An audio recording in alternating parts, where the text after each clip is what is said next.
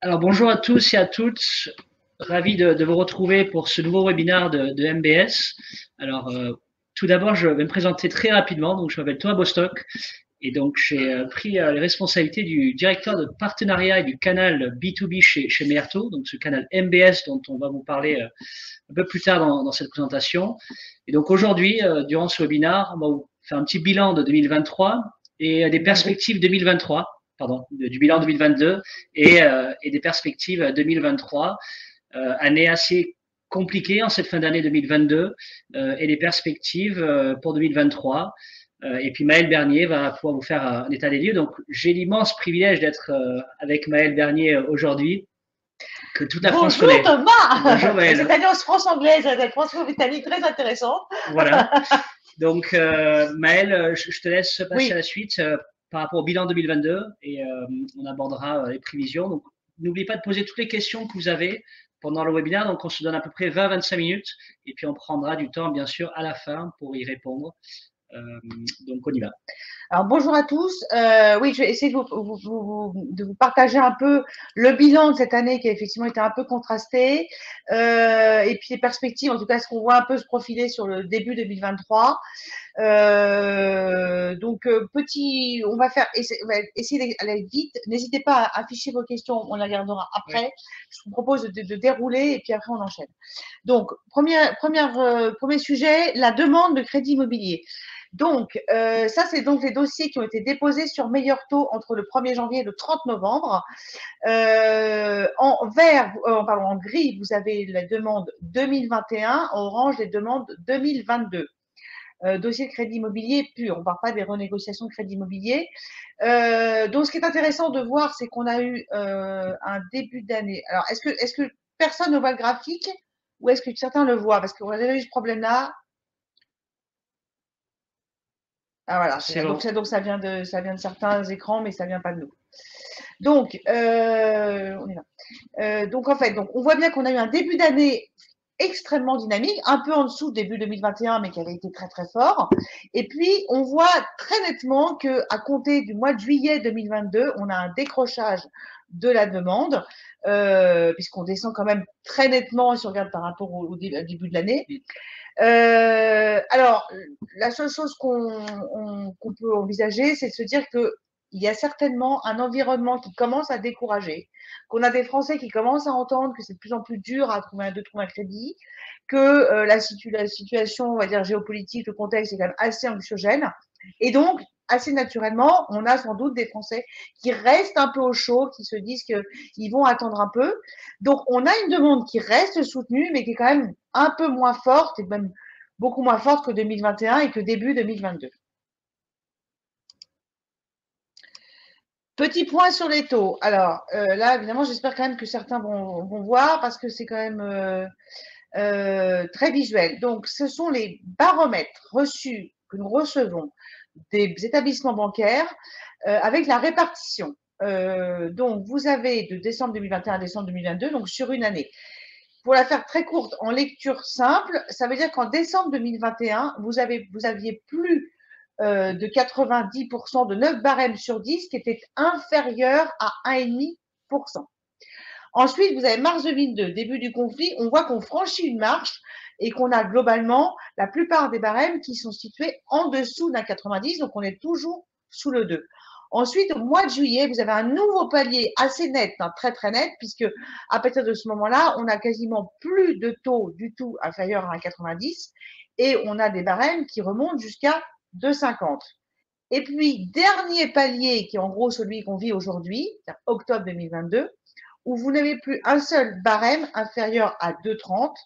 Ça veut dire que tous les barèmes des banques qu'on reçoit, attention, on parle bien des banques qui financent encore, parce que comme vous le savez, il y a des banques qui sont complètement sorties du crédit.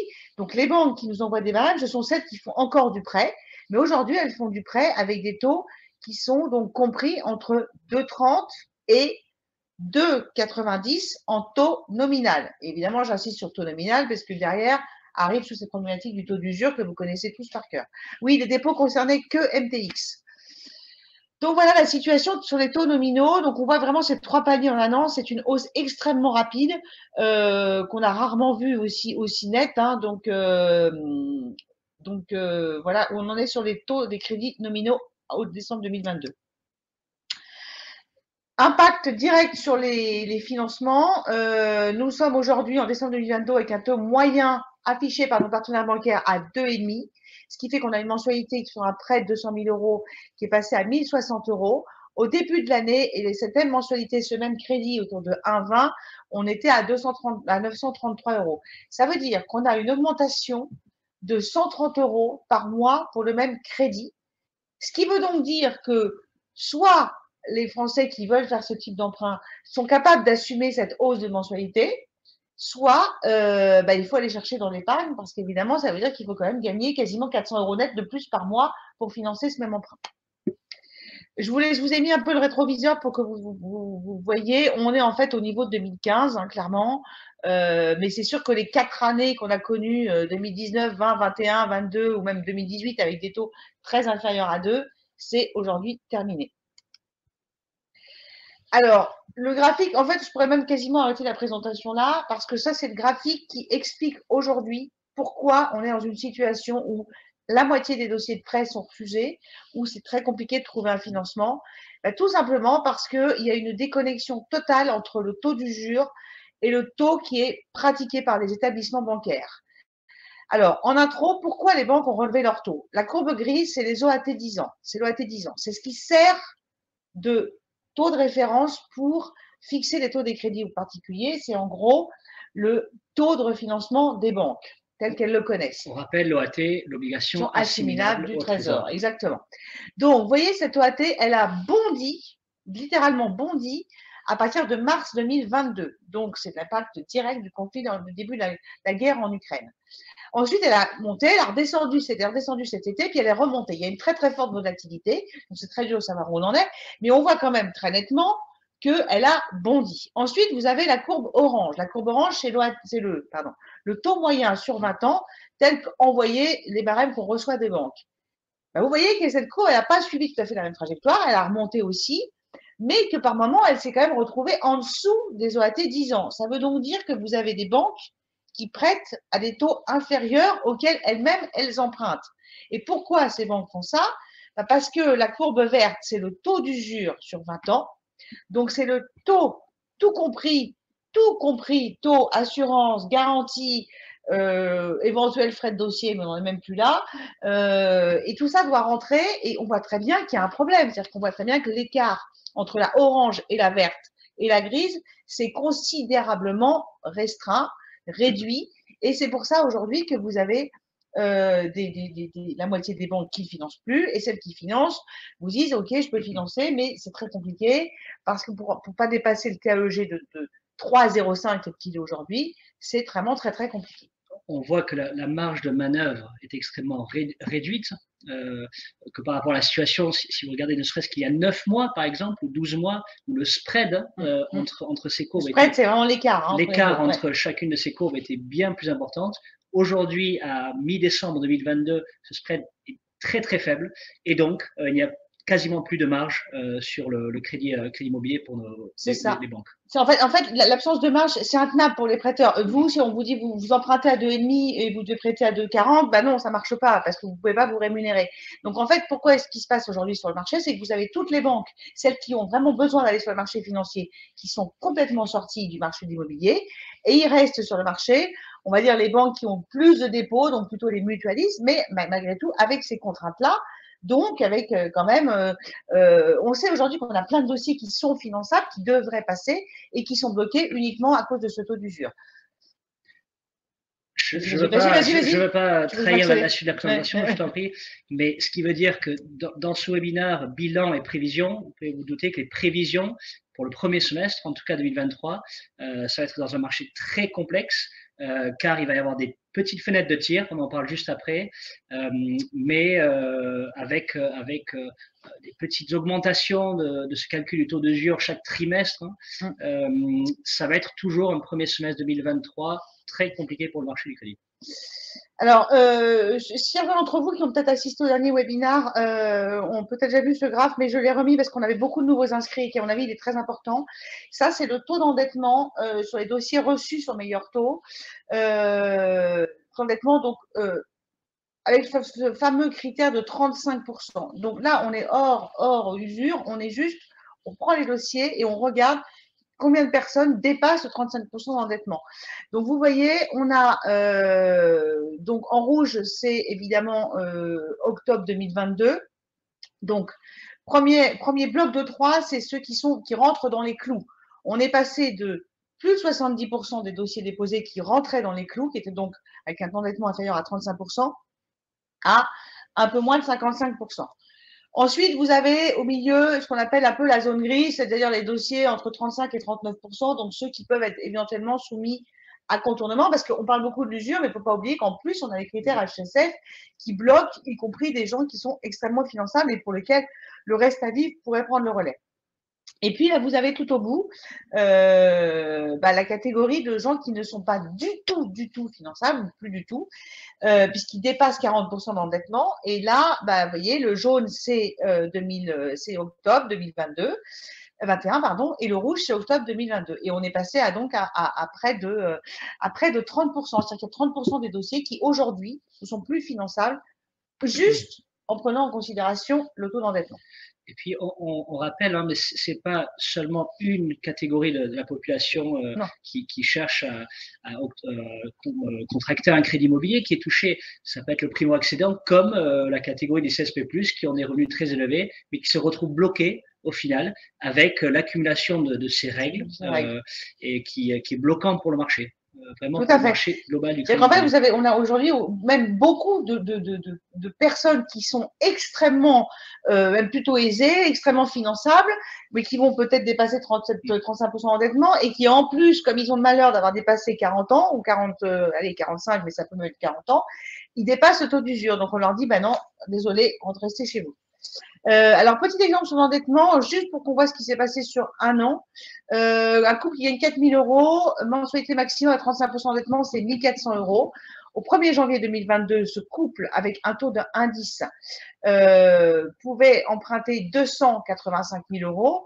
Aujourd'hui, en décembre, pour ce même emprunt, ça lui fait une mensualité de 1 519 euros. Donc, dépassement dans le taux d'endettement, 39%, il est plus finançable.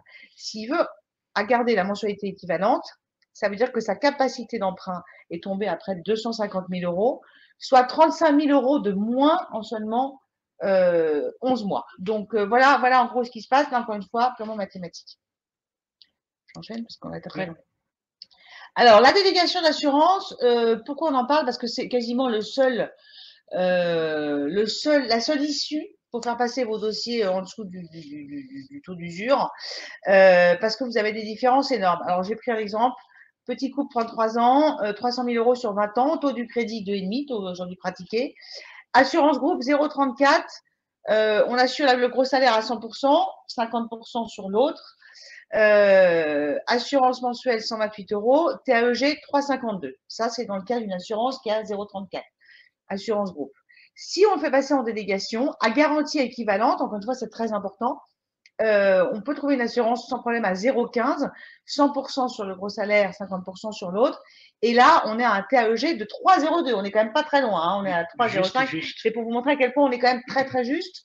Mais là, le dossier est accepté. Donc, vraiment, la loi Lemoine, c'est le changement d'assurance à tout moment. Mais rappelons-le, on peut aussi prendre une autre assurance que celle de la banque au moment où on fait son prêt. Et ça, nos équipes, on a un service entièrement dédié qui fait de l'assurance emprunteur.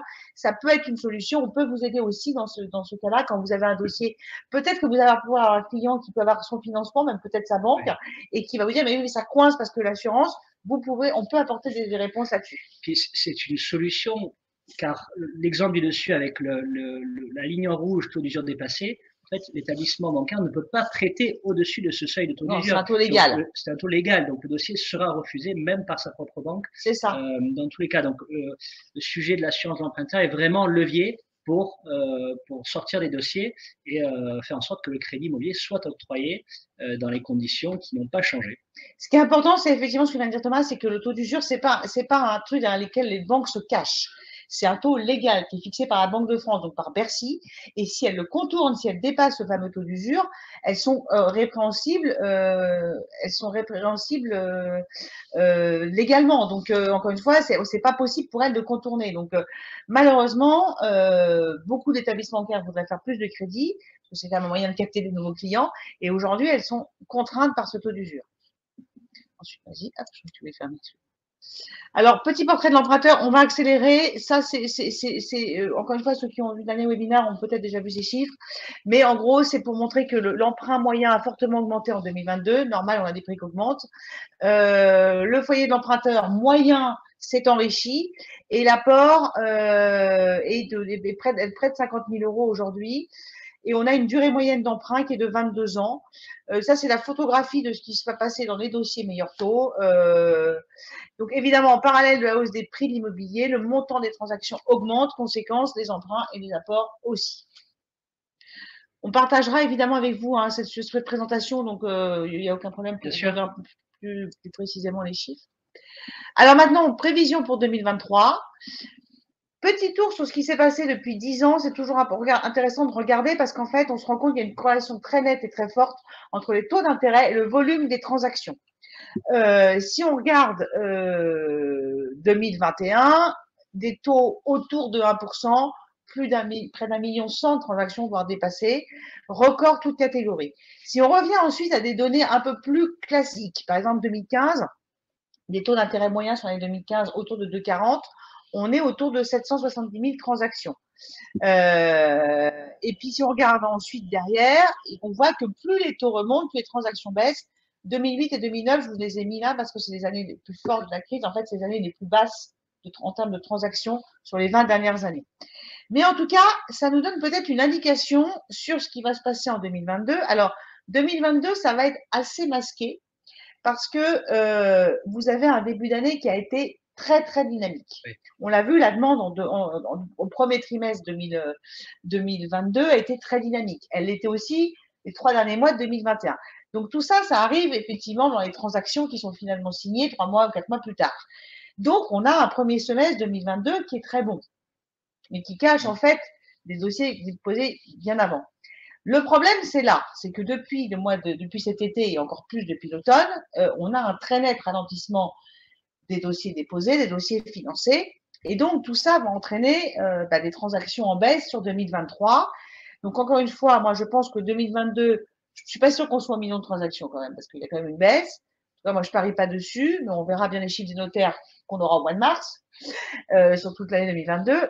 Mais ce qui est sûr, c'est que quand on regarde un peu ce qui va se passer sur les taux d'intérêt, on peut, sans trop prendre de risques, se dire qu'au 2023 va quand même être en net ralentissement en termes de transactions. Et puis, si on fait une corrélation entre 2023 et 2015, on pourrait faire cette corrélation, c'est avec ce taux d'intérêt qui serait autour des 2,50. Ouais, je pense que même 2023, on peut aller sur 2014 parce que voilà, on est plutôt à 3, on va être plutôt à 3. Voilà. Est-ce que ça veut dire que le marché des transactions va faire moins 30% si on compare ce million de transactions, 1,1 à 700 000? Je pense qu'il faut s'y préparer. C'est une hypothèse qu'on envisage. Crédible. Tout à fait crédible. Alors, donc, conclusion, et après, je vous laisse avec Thomas. Donc, un ralentissement net pour 2022, comme je vous le disais, amorti par la première partie de l'année, mais en fait, très net sur le premier semestre 2023. La hausse des taux qui, évidemment, désolvabilise de plus en plus d'acheteurs. Des contraintes réglementaires dont on a parlé, HSF, usure, dont on n'attend absolument pas du tout aujourd'hui. D'assouplissement, c'est-à-dire qu'on voit très bien que le discours est tout va bien, tout va bien, tout va bien, et que comme de toute façon la Banque de France se réfère à des chiffres d'il y a 6 mois, le gouverneur a parlé la semaine dernière des taux à 1,85, taux nominaux, les taux à 1,85 taux nominaux, c'est les taux du mois de juillet, donc il n'y a aucun souci, on a bien 6 mois de retard. La Banque Centrale Européenne qui n'a absolument pas dit son dernier mot et qui risque de remonter ses taux, j'en pense d'ailleurs dès jeudi, pour lutter contre l'inflation. Des taux qui vont arriver à hauteur de 3% sans aucun doute au premier trimestre, ou en tout cas premier semestre On n'est 2023. pas loin. On n'en est vraiment pas loin. Quand on voit les barèmes, on a quand même, nous, beaucoup de barèmes qui sont autour de 2,80, 2,90, hein, donc on y est. Donc une baisse des transactions importantes à attendre en 2023, ça c'est certain. Et quand on regarde dans le rétroviseur, on voit que c'est inéluctable. Maintenant, concernant la baisse des prix, oui, mais certainement modérée quand même. C'est-à-dire que ceux qui parient sur un cataclysme sur la baisse sur les prix, moi je ne suis pas du tout ce scénario-là, tout simplement parce que vous aurez certes moins d'acheteurs, mais vous aurez aussi moins de vendeurs. Parce qu'il ne faut quand même pas oublier que les 4 années qui ont précédé, vous avez donc, on a vu 1 million de transactions. Sur ces millions de transactions, il y en a quand même beaucoup qui sont faites à crédit. Et dans ces crédits-là, vous avez beaucoup de taux qui sont à 1%. Donc, en quoi, quel risque va un secondo accédant, par exemple, ou quelqu'un qui dirait, bah, tiens, je vais acheter un peu plus grand, va risquer de se lancer dans un achat immobilier pour lequel il sait qu'il n'aura pas son prêt, puisque taux d'usure et qui, voilà, alors qu'il a un taux à 1%. Donc, risquer de ne pas avoir son prêt à un taux plus élevé et perdre ce taux à 1%. Donc, moi, je pense qu'on va arriver sur un marché 2023 où il va rester ce qu'on appelle les achats et les ventes contraintes, c'est-à-dire divorce, décès, malheureusement, mutation, succession, voilà tout ce qui va avec, tout ce qui est contraint. Évidemment, quand vraiment c'est trop petit, on va déménager, mais beaucoup de gens vont se dire, je reste au chaud, j'ai un taux à 1%, moi j'attends de voir ce qui se passe.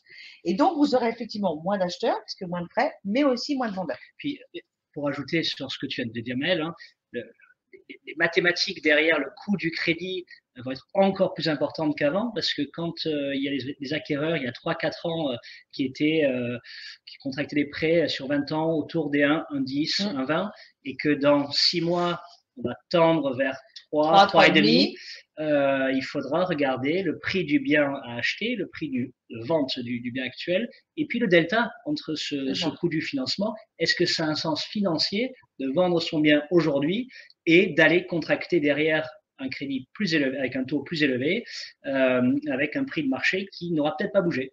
Exactement. Et malheureusement, on sait que pour que les prix compensent la hausse des taux d'intérêt, il faut qu'il y ait une sacrée baisse des prix.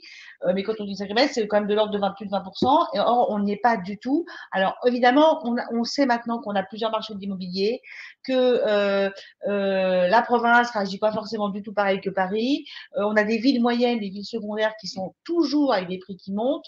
Sur certains types de biens, les biens avec extérieur, les villes TGV. Enfin, on a aujourd'hui, on va dire, grâce au Covid, nous avons une j'adore ce mot, mais j'arrive jamais à le dire, redynamisation du territoire et une décentralisation complète qui fait que avant on avait Paris, Lyon, Bordeaux et puis en gros les autres autour et c'était pas du tout les mêmes marchés. Aujourd'hui, on a plein de marchés immobiliers, plein de types de biens.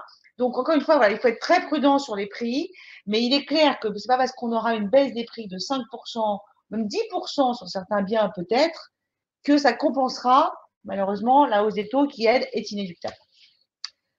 Donc voilà, je laisse Thomas continuer et si vous avez des questions, après, on les fera, on montrera le chat. Merci beaucoup, Maëlle. Alors, rebonjour, donc Thomas Bostock.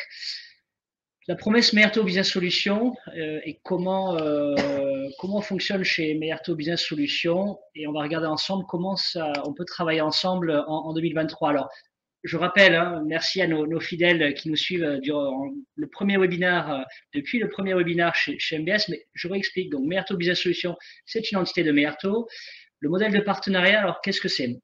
C'est une plateforme digitale qui a été créée pour les professionnels de l'immobilier. C'est-à-dire, vous êtes agent immobilier, vous êtes conseiller de gestion patrimoine, vous êtes promoteur immobilier, vous souhaitez pouvoir encore mieux accompagner vos clients, acquéreurs ou vos clients. On a mis à votre disposition un outil qui vous permet de les accompagner sur la partie recherche de crédit. Alors, comment ça fonctionne? Donc, vous constituez à distance le dossier, donc c'est-à-dire vous avez une plateforme, vous venez déposer toutes les pièces nécessaires pour que nous, on puisse étudier le dossier. Nous avons, donc vous nous le transmettez, nous avons une équipe d'analystes ici qui va recevoir votre dossier et qui va vérifier sa complétude. Nous, on s'occupe de l'analyse, création d'une note de synthèse et transmission vers notre partenaire bancaire parmi l'ensemble des banques avec lesquelles on travaille, que ce soit au niveau régional ou au niveau national. Alors, et ensuite, on vous fait le retour, donc vous qui êtes notre partenaire, par rapport aux propositions que nous avons obtenues pour votre client. Donc, c'est vraiment une relation B2B. Vous gardez la relation, j'ai envie de dire, avec votre client, et nous, on s'occupe de la relation avec la partie bancaire et le nerf de la guerre qui est, on va dire, faire le tour des banques.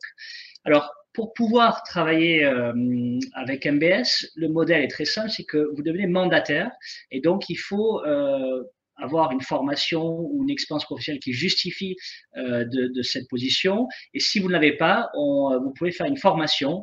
Donc, il faut être inscrit à l'ORIAS et après, vous pouvez faire une formation pour devenir mandataire de MBS et donc travailler en synergie. Puis finalement, quel est le business model derrière Meirto Business Solutions? C'est un partage à 50-50 du chiffre d'affaires généré sur le dossier, c'est-à-dire les honoraires clients qui sont justifiés à travers un mandat de recherche en financement et une commission bancaire. Les deux font 100 et ensuite on divise à 50-50 avec notre partenaire professionnel de l'immobilier. Donc je rappelle, cet outil a mis à disposition pour les agents immobiliers, les conseillers de gestion en patrimoine et les promoteurs immobiliers qui veulent rajouter ce service dans leur process de vente. Alors, le process, j'en ai un peu parlé, hein, c'est le partenaire et le mandataire de Meirto. Donc, vous faites la découverte du client, vous faites signer le mandat de recherche en financement, d'accord, donc ce qui est obligatoire dans notre métier.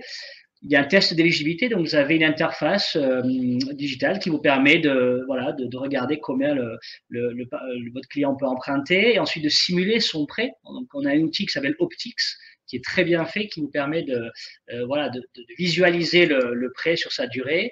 Et vous collectez les pièces que vous téléchargez dans l'espace qui est à votre disposition. Et ensuite, dès que le dossier est complet, nous, on le reçoit et on prend la suite.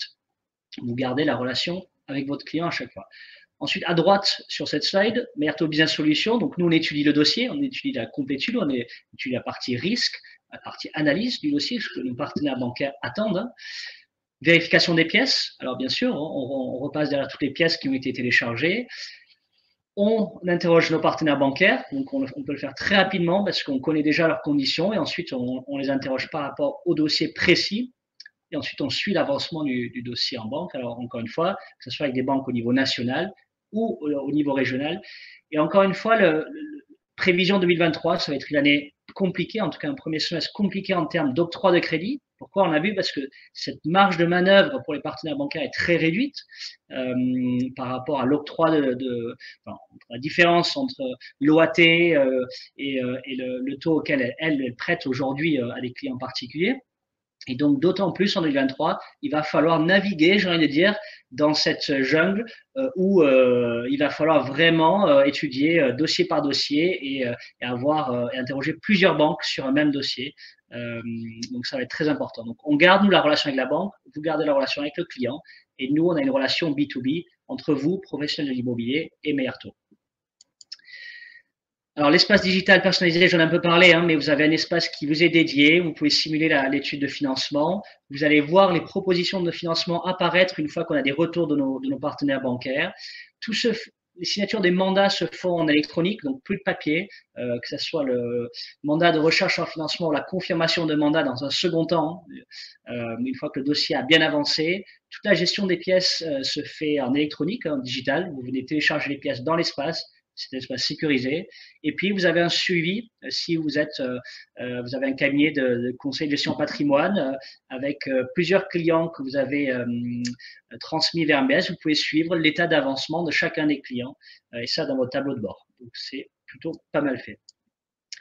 Donc, en résumé, notre travail chez Meirto depuis 23 ans, depuis 1999, c'est d'aller chercher des financements, de savoir naviguer dans les eaux troubles en ce moment de tension de financement pour vos clients.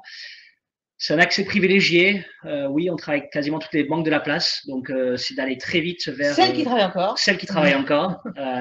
Celles qui vont reprendre. Celles qui vont reprendre, oui, c'est ça, l'avantage. Au cours de 2023, mais il faut savoir assez vite parce que le client, bien sûr, a aussi. C'est sûr, c'est que nous, on le saura très vite. Que celles qui vont reprendre et qui vont arrêter, elles vont très vite le savoir.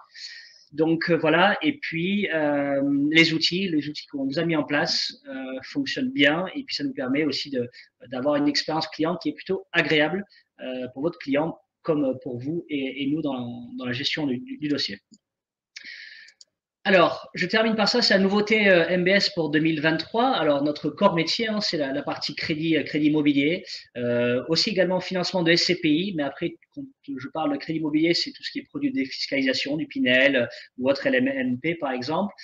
Donc, ça, le crédit immobilier, on a une équipe dédiée à cela. Et la nouveauté, janvier 2023, ça va être l'accompagnement de vos clients professionnels. Alors, chacun d'entre vous, vous êtes agent immobilier et vous avez une vente d'un fonds de commerce ou des murs professionnels. On peut accompagner votre client sur sa recherche de financement professionnel ou vous avez un dirigeant d'entreprise, TPE, PME, qui veut faire l'acquisition de ces nouveaux locaux, par exemple, ou un nouveau fonds de commerce.